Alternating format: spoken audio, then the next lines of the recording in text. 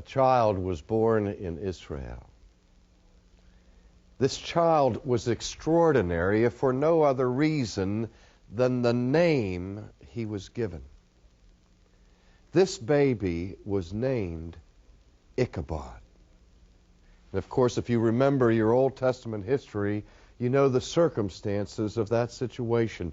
In Hebrew, the word for the glory of God, the weightiness, the significance, the heaviness of God is the Hebrew term kavod or kabod.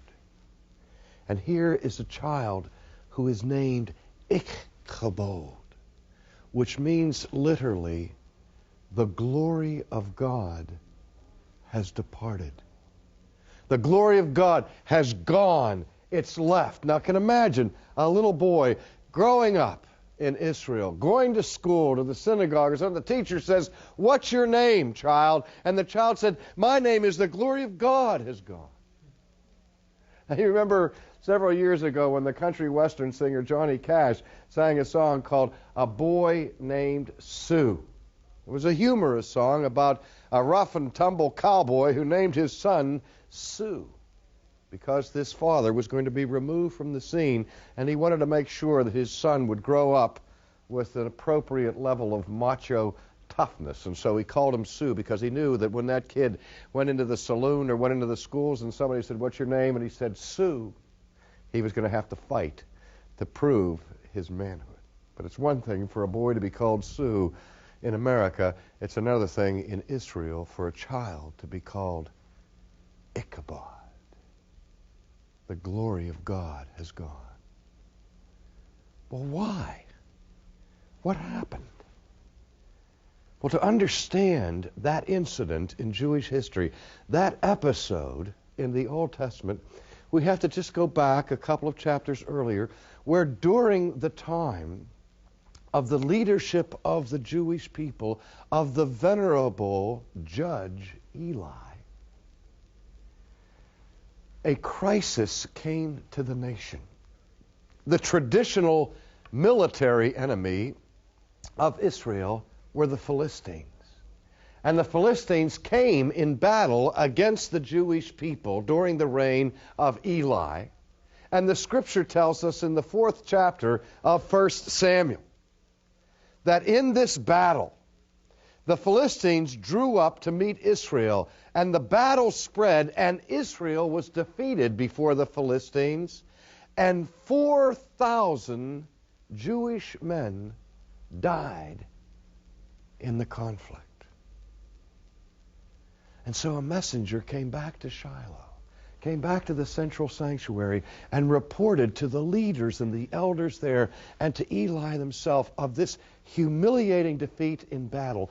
And the soldiers and the messengers came with an urgent request. They said to the judge, they said to Eli, "Eli, let us go back again into battle against the Philistines, only this time, please, let us take the Ark of the Covenant with us."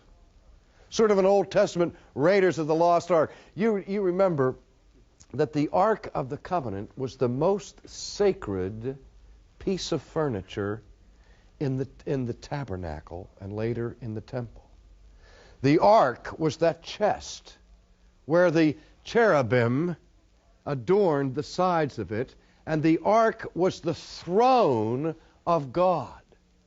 And its cover was the mercy seat, where the blood of the sacrifices were spread. And inside this chest was contained the tablets that Moses had brought down from Sinai, Aaron's rod, and so on.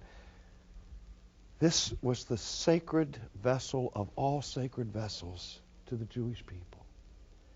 And there were moments in previous history that when the Jews went into battle against their enemies, when the priests carried the Ark of the Covenant, the throne of their God, Yahweh, before them, whenever God's throne marched into battle, the Jewish soldiers were always victorious.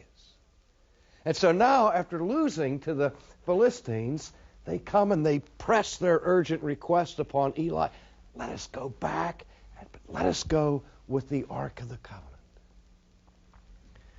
And he said, all right. And so the ark was brought into the Jewish camp. Listen to the response of the people. And it happened as the ark of the covenant of the Lord came into the camp that all of Israel shouted with a great shout, so that the earth itself resounded. When the troops who were demoralized and had just gone through this ignominious defeat saw the approach of the throne of God, they were throwing their hats in the air, they were hurling their weapons in joy, and with one voice they screamed in acclamation. And when the Philistines heard the noise of the shout, they said, what does the noise of this great shout in the camp of the Hebrews mean? And then they understood that the ark of the Lord had come into the camp, and the Philistines were afraid, and they said, God has come to this place. Woe unto us! Nothing like this has happened before. Woe unto us! Who shall deliver us from the hands of this mighty God? Isn't this the mighty God who defeated the chariots of Egypt? And they were terrified. But there was nowhere for the Philistines to retreat. And so the battle took place. And this time, of course, the outcome was different. In this battle, not 4,000 Jewish soldiers were killed, but 30,000 Jewish men were slain. Once again, the Philistine host was victorious, and they captured the Ark of the Covenant. And in this selfsame battle, the two sons, the undisciplined sons of Eli, perished on the battlefield. And so a man from the tribe of Benjamin was dispatched to carry back the news of the defeat to Shiloh, to Eli. And Eli sat by the gate, and the Bible tells us that he was 98 years old and that he was obese. He was massively overweight, and he had become blind in his old age. And as he sat there listening for some word of the outcome of this battle, the messenger came up to him and reported the news. And the man said to Eli, I am the one who came from the battle line. Indeed, I escaped from the battle line today. And Eli said, how did things go, my son? And the one who had brought the news answered and said, Israel has fled before the Philistines, and there has also been a great slaughter among the people. And your two sons also, Hophni and Phinehas, are dead. And how's that for a report? We lost the battle, 30,000 slain, and Eli, it included your two sons, Hophni and Phinehas. But even with this grim aspect of the message, there is still no visible response from Eli until the messenger added, and the Ark of the Covenant has been taken into the camp of the Philistines. Verse 18, it came about when he mentioned the ark of God that Eli fell off the seat backward beside the gate. His neck was broken and he died. In the next verse, it says his daughter-in-law, Phinehas' wife, was pregnant and was about to give birth. And the messenger comes to Phinehas' wife, and what does he say to her? He announces to her, your husband was killed today.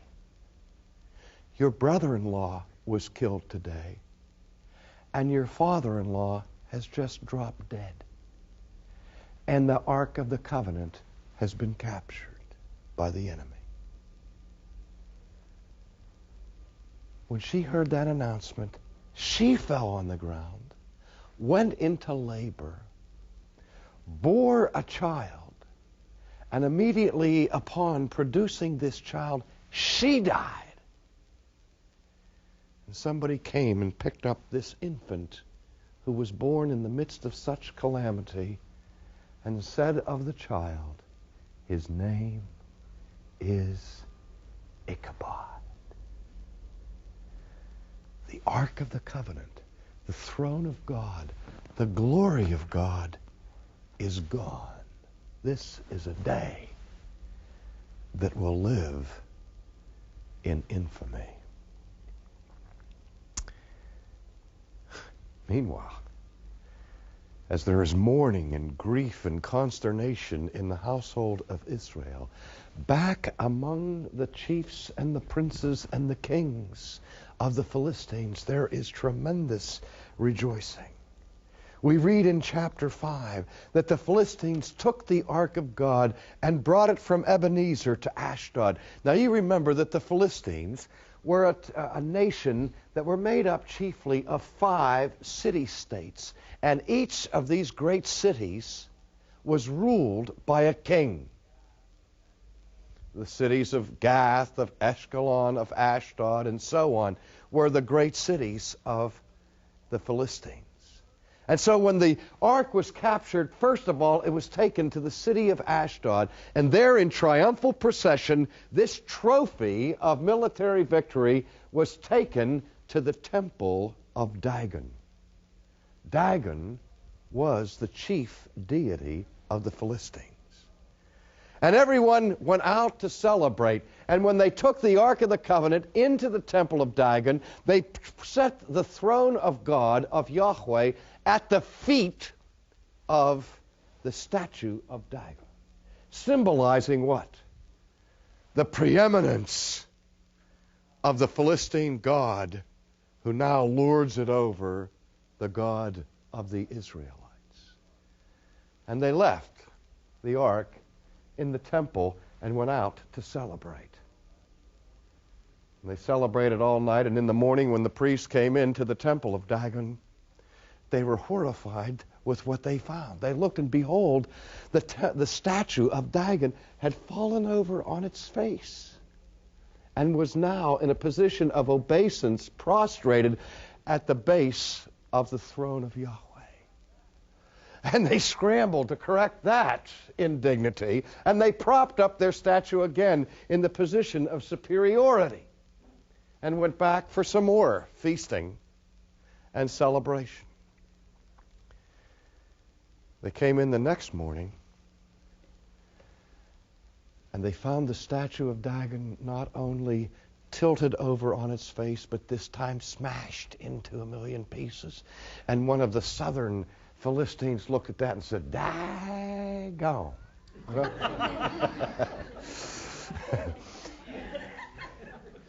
Well, to make matters worse, suddenly a plague broke out in Ashdod. Now, we don't know exactly the nature of that plague. One translation of the Bible describes the plague as a plague of tumors. Another one describes it as a plague of amarods. But those that are more graphic in their interpretation of the Hebrew say that it was a plague of hemorrhoids. God has a sense of humor. I would have liked to have owned the Preparation H franchise among the Philistine towns at that point. But this terrible plague of hemorrhoids attacks the people of Ashdod. And in the wake of this plague of tumors comes a plague of rats, a rapid infestation of rodents crawling everywhere and bringing disease and destruction to the city. And when this happened, the king of Ashdod began to wonder, is there a connection between the calamity that has befallen our city and the presence of the Jewish throne of God? He said, I don't know.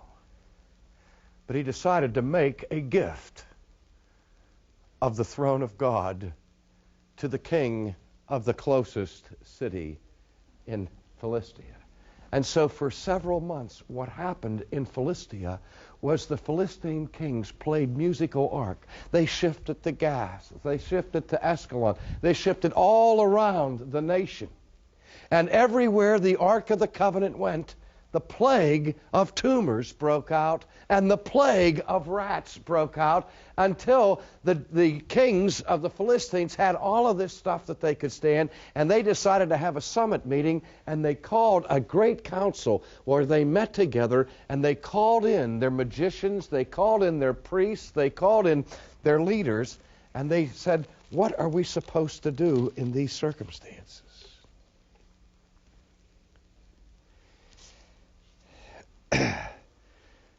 The Philistines called on their priests, saying, what shall we do with the ark of the Lord? Tell us how we shall send it to its place. And the priest and the magician said, if you send away the ark of the God of Israel, don't send it back empty. But you shall surely return to him a guilt offering. If you want these plagues to stop, if you want these tumors and these rats to go away, you not only have to take this sacred vessel back to Israel, but you must take with it a guilt offering to appease the wrath of Yahweh. And the king said, well, what kind of a guilt offering shall we send? And the priest said, you shall fashion 5 tumors of gold and 5 golden rats, pure gold, and send them back as a peace offering to God.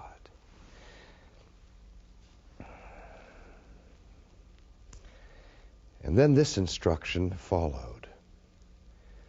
Now therefore take and prepare a new cart and 2 milk cows in which there's never been a yoke, and hitch the cows to the cart and take their calves home away from them, and take the ark of the Lord and place it on the cart, put the articles of gold which you return to him as a guilt offering in a box by its side, and then send it away that it may go. And watch it.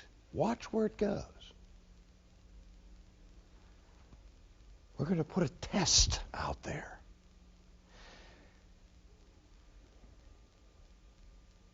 Before I tell you about the test, let's stop for a second, recap, see what we've learned already about the Philistines. Well, so far we've learned that the Philistines had military strength. We've learned that the Philistines were a religious people, but that their religion was a religion of idolatry. And what we're going to learn in just a moment, that in spite of the fact that they had all of the trappings of religion, despite the fact that they had a priesthood, despite the fact that they had a temple, despite the fact that they believed in certain deities, bottom line, the Philistines were practical atheists. That is, in theory, they believed in religion and in God. But in actual practice, fundamentally, they were atheists. Now, how do I know that? Well, I know it from what comes next in the story. Let's look at it. Send away this cart with the milk cows and watch it. If it goes up by way of its own territory to Beth-Shemesh, then he, that is God, has done this great evil. But if not, then we shall know that it was not his hand that struck us, but that it happened to us by chance. Let's take a practical look at things. Let's put the situation to the test. We don't know whether this terrible outbreak of the plague of rats and of tumors was merely a coincidence, a fortuitous event, or whether it was the hand of God upon us. We only see 2 possibilities. Either it was God or it was chance. And so we'll put this scientific experiment together and see what happens with the cows and the cart and the guilt offering that we're sending back. If the cows go one direction, we'll come to the conclusion that yes, God was behind this. If it goes the other direction, we'll know that it happened by chance. They considered the possibility that something happened by chance. That's the conclusion that leads me to believe that at bottom they were atheists. Some of you are looking at me with puzzled looks in your eyes. How in the world does that indicate atheism? Let me explain it for you. A few years ago, I had the responsibility in the seminary to teach the theology of the Westminster Confession of Faith, that document that was produced in the 17th century in England by the Westminster Divines that is the most comprehensive, systematic expression of historic Reformed theology ever set on paper. And I had done the first chapter of the confession, then I finished the second chapter of the confession, and I announced after that, I said, next week we're going to take up chapter 3. Which chapter is entitled, Of God's Eternal Decrees. Now, as soon as I announced that, there was a stir among the students. I mean, they knew what that meant. They said, oh boy, oh boy, oh boy.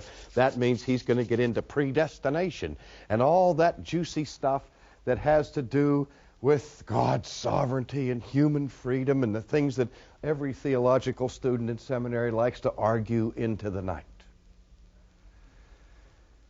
So the next Monday evening, when I came to the classroom, there were 150 students there. There were like 50 guests. Every one of my Reformed students went out and drugged one of their Arminian friends by the neck. They said, our professor's going to speak on predestination this week, and you have to be there and listen. So I have these people waiting, breathless anticipation to look at this difficult doctrine. And I began by reading the opening words of chapter 3 of the Westminster Confession. Let me read them for you now.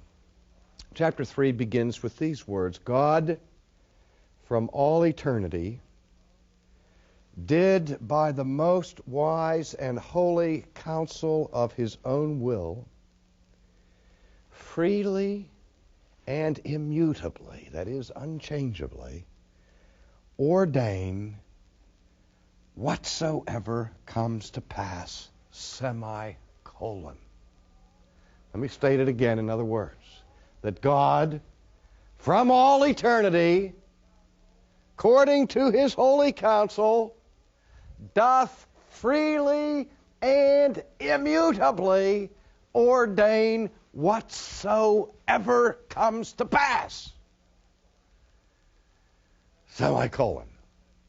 I read that and I stopped and I said to the class, I said, all right, how many of you believe that? How many of you believe that God foreordains every single thing that happens?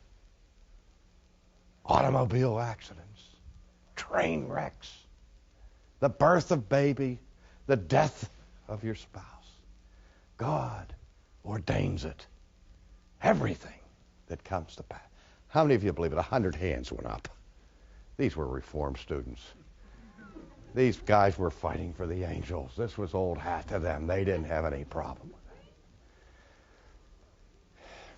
it. I said, okay, how many of you don't believe it? 50 hands went up. I said, fine. I said, okay, let me ask another question. How many of you would freely acknowledge that you are atheists? And I said, don't be afraid. Tell the truth. Nobody's going to take down names. Nobody's going to report you to authorities. Nobody's going to take out matches and burn you at the stake. How many of you would call yourselves atheists? And nobody put their hand up. And I was flabbergasted. I immediately went into my Lieutenant Columbo routine. You know? I said, wait a minute. I said, there's just one thing I don't understand here. And then I said, do you mind if I ask you a personal question? I was talking to the wife the other night, and she said, I just can't figure this out. And I played this little game with him, and I said, let me see if I get this straight. You're telling me you don't believe that God ordains whatsoever comes to pass, but you're not an atheist. I can't put those two together. I said, don't you realize that so far, up to the semicolon of what I've read, this statement in the Westminster Confession has nothing in it that is distinctively Calvinistic or Reformed. It has nothing in it that's even uniquely Christian. Every Jew would affirm what I've just read. Every Muslim would affirm what I've just read. Any cogently thinking theist would have to affirm what I just read. We haven't even gotten to the Reformed doctrine of predestination yet. All it says is that from all eternity God ordains whatsoever comes to pass. I said, what that statement affirms is that God is sovereign over everything that happens. But the great Augustine in the 4th century made the comment, carefully now, think carefully, that God ordains, at least in some sense, everything that comes to pass. It may be in a passive sense, what some people call God's will of permission. It's a little bit misleading, that term, as if he gives his endorsement or sanction on your sin. He permits your sin in the sense that he doesn't stop you from doing it, but he doesn't sanction it. But any time that you commit a sin, God at that moment always had the power to prevent you from doing it. He could have squashed you like a bug, taken the breath out of your lungs at that minute and stopped you from doing it. And the fact that he didn't intervene, that he didn't intrude, the fact that he decided to let you do it, not with his blessing, but to give you the ability to do it without preventing you from doing it, in a certain sense, you see, he chose that it should come to pass. Because he is absolutely sovereign over everything that happens. And I said, do you realize that if there's one maverick molecule running loose in this cosmos, beyond the pale, beyond the scope of God's sovereign control and authority, you have no reason as a Christian to believe a single promise of the future that God has made. One maverick molecule could destroy all of the plans, not only of mice and men, but of Almighty God, if God does not ordain whatsoever comes to pass.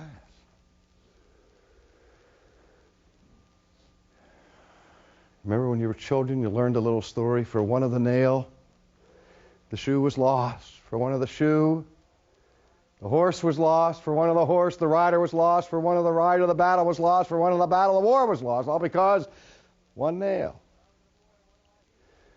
When I was a boy, one of my heroes was a race driver by the name of Bill Vukovich, who was killed in the Indianapolis 500. When that super expensive piece of machinery, a prototype, costing tens of thousands of dollars to build and construct, failed in a turn because a 10-cent cotter pin broke. A grain of sand in the kidney of Oliver Cromwell changed the course of history. A piece of lead in the brain of John F. Kennedy changed the course of American history. At the Battle of Fort Duquesne in the French and Indian War, a young lieutenant had 5 horses shot out from under him, and one bullet from an enemy rifle went through his shirt as it flapped in the breeze, and it went in one side of his shirt and out the other side of the shirt without even creasing the skin on his back. And he survived that battle, and George Washington became the first president of the United States. You know, 1/10 of an inch, and he wouldn't have survived that battle of Fort Duquesne. But by chance, he made it. Through the fortunes of circumstances, Kennedy was in the wrong place at the wrong time. I don't know.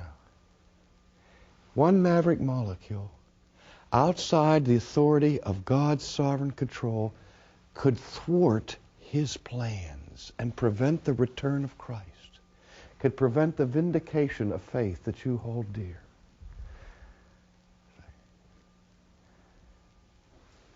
Beloved, there is no such thing as chance. I was in a discussion once with a professor at Harvard University. He taught in the graduate school at Harvard in the field of the philosophy of science. And we were talking about the origin of the cosmos. And he didn't believe in God, and I said, well, where do you think the universe came from? And he said, well, the universe was created by chance. And I said, the universe was created by chance. I'm not sure I understand what you mean. I said, are you telling me that the power supply for everything that is, the Big Bang of the entire universe, that was ultimately caused by chance? And he said, yes. I said, that's amazing. I said, don't you realize that chance can't do anything? He said, what do you mean?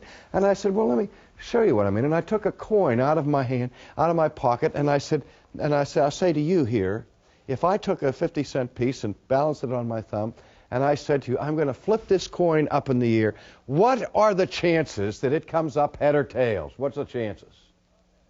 Go ahead. 1 in 2. What's the percentage? 50-50. No. 50-50. Now listen to what I said. I said, if I flip the coin, what are the chances that it comes up heads or tails? 100%.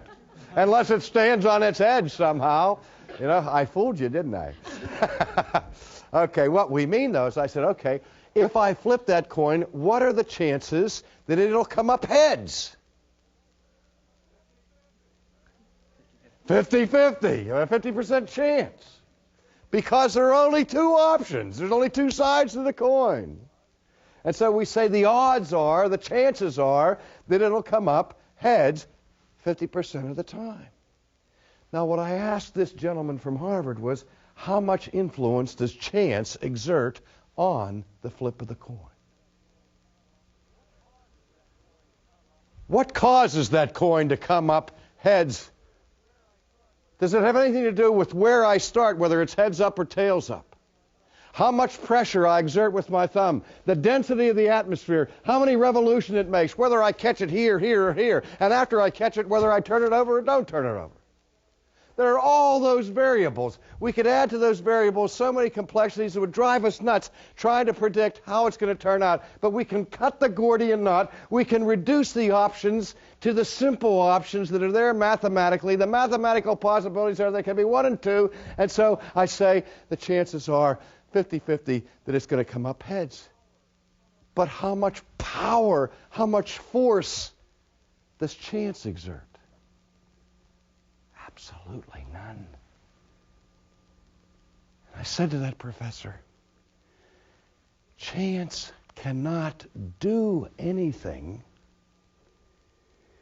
because chance isn't anything. He said, what do you mean?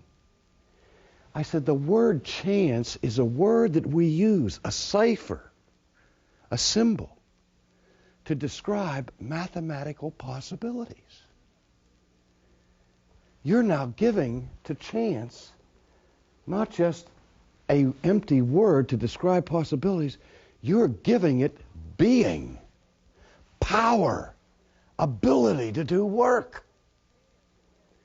I said chance can do nothing because chance is not a thing. It's not an entity. It is no thing. Let me say it again. It is no thing. Faster. It is no thing. Even faster. It is nothing. Do you see that? Chance has no being, and if it has no being, it has no power. For something to do something, it first must be. And when I said that, that good professor went like this. He says, of course, what could people? Well, he says, I can't believe I made that mistake. Isn't it interesting that some of the most foolish mistakes are the kinds of mistakes made by the most learned and brilliant of people? Chance can't do anything. What are the chances that the universe was created by chance? Huh? Not a chance. Because to say that the universe was created by chance is to say that the universe was created by nothing. And I realize that there are intelligent people who say that. In effect, because people are saying that the universe created itself. That's madness. For something to create itself, to be self-created, would require what? For something to create itself, it would have to be when? Before it was. To create itself, it would have to be before it created itself to be what it is that's giving me a headache. It would have to be and not be at the same time and in the same relationship. The most fundamental violation of reason is to say something like that. Nothing can create itself. Nothing can do nothing. And people argue about creation, and I say to them, do you believe that anything exists now? Do you exist now? Is there anything here? Even if you think it's all an illusion, do you think the illusion's here? I say, where'd it come from? Ladies and gentlemen, if anything exists now, this is elementary, then there never could have been a time when there was nothing. Because the most fundamental maxim of all reason and all science and all philosophy is the maxim ex nihilo nihil fit. Out of nothing, nothing comes. If there was ever a time when there was nothing, the only thing there could possibly be now couldn't possibly be now. Because the only thing there could be would be nothing. And nothing is not something. Not even a little something. Not even a microscopic something. Not even a subatomic something. It is nothing. And if there was ever a time that there was nothing, there would be nothing now. So there always had to be something. Something that had the very power of being within itself, or nothing could possibly be. Is there anything more elementary than that? If the equation is God or chance, the only possible solution, ladies and gentlemen, is God. Because chance can do nothing. Well, what does that mean about atheism? I said, if you believe in chance, that things happen by chance, what you're saying is God is not sovereign. I've never met a Christian yet. I've met plenty of people who weren't Christians who denied the sovereignty of God, but I've never met a Christian who said, I do not believe in the sovereignty of God. Every Christian says he believes in the sovereignty of God. But it takes about 5 minutes to probe that to discover that not 1 out of 100 Christians believe in the sovereignty of God. As soon as you begin to examine it, there's precious little sovereignty left. If God is not sovereign, God is not God. It's that simple. And so I say the Philistines, with their doctrine of chance, were basically atheists. Now again, give them some credit. They were pre-scientific. They were primitive people. They didn't have the benefit of the scientific revolution, did they? And nobody in this day and age would attribute power or reality to chance. Don't I wish? The dominant view of the origin of the cosmos, the dominant view of the origin of the human race in our culture is that both man and his world have come by, from, and through chance. Now, if you don't give ontological status to chance, they'll still say that it still came by this chance, random collision of molecules or of atoms that happened for no reason at all. Examine that carefully, and it's the same idea of something out of nothing. Well, let's see what happens with the experiment. So the men did so, and they took the 2 milk cows and hitched them to the cart and shut up their calves at home. And they put the ark of the Lord on the cart and the box with the golden mice and the likenesses of their hemorrhoids. And the cows took the straight way in the direction of Beth-Shemesh, and they went along the highway, lowing as they went, and did not turn aside to the right or to the left. And the lords of the Philistines followed them to the border of Beth-Shemesh. I love this story.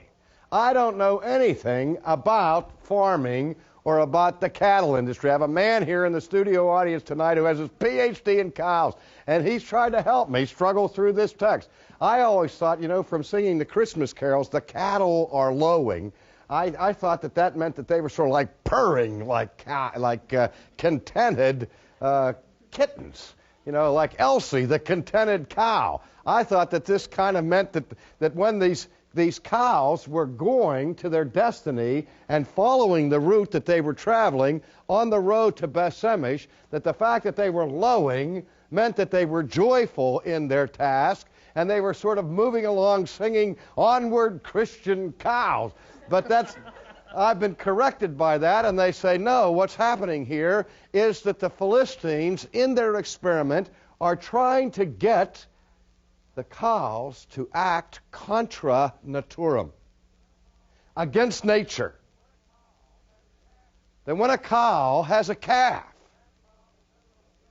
and that cow has never been yoked, put on a cart before, that the natural impulse of that mother cow is to be with her calf.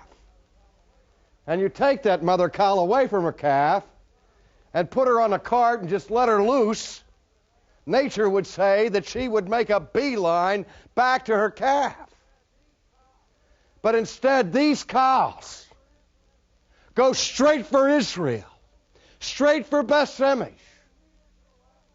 turning neither to the left or to the right, lowing, crying as they go. But no matter how sad and torn they are obedient to the sovereignty of God's providential rule. And they crossed the border into Israel and came to the threshing field of Joshua in Beth-Shemesh. And the scriptures tell us that these cows that hadn't moved to the left or to the right marched up carrying their cargo and stood on the stone floor of Joshua. And when the Jewish people saw them coming, the word went through the community. Everybody gathered around. They could recognize as this cargo approached that these cows were bringing back to Israel the Ark of God. The Bible doesn't say it happened, but I'm sure one of the lookouts, when he recognized what was coming back across the border of Israel, screamed at the top of his lungs, "Kabod! The glory of God has come back."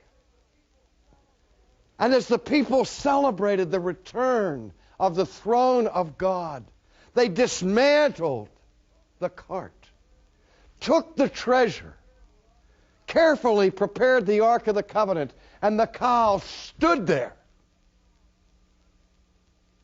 on the stone. And the farmers were so happy that they wanted to offer a burnt sacrifice of thanksgiving to God. And so they took the cart and cut it up into firewood And as the cow stood there in obedience, they put the wood underneath them, and they kindled it and sacrificed the cows on that spot.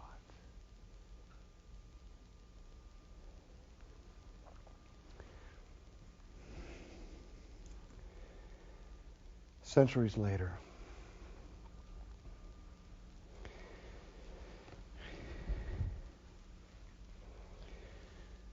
God sent a lamb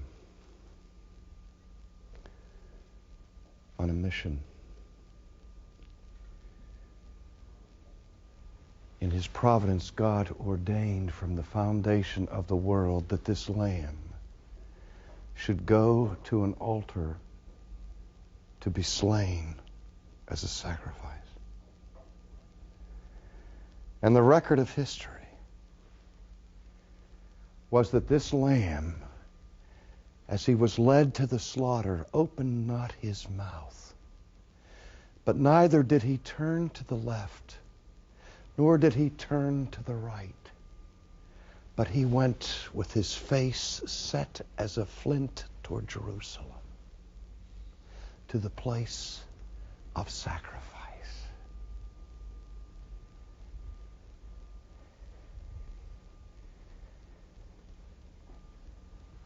Do you think that happened by chance? Do you think that the Lamb of God went forth to die perchance?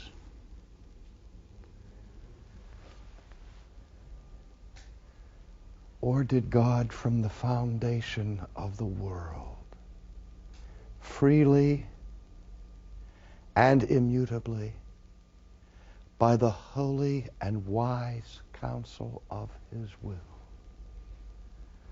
ordain that it should come to pass? Nothing that ever happens to you happens by chance. If God is God, then he is sovereign. And if he is sovereign, there are no maverick molecules. And no maverick molecules, no accidents. No accidents, nothing happens by chance. What are the chances that God would leave your redemption to chance? Not a chance.